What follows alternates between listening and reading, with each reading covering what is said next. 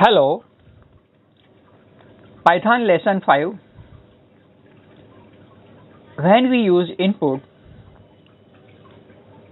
Python takes every value as text or strings. To use number properly, we convert it with int in the brackets. Exam program. Step 1. Open Python 3. Step 2. Type the following codes for number 1, number 2, and total equal to number 1 plus number 2,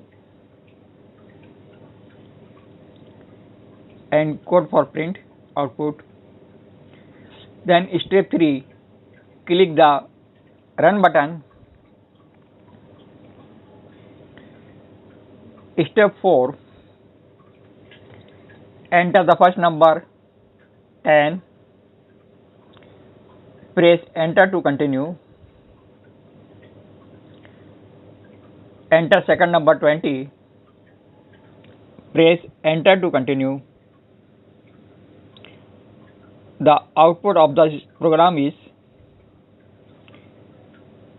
total 30. Okay, thank you.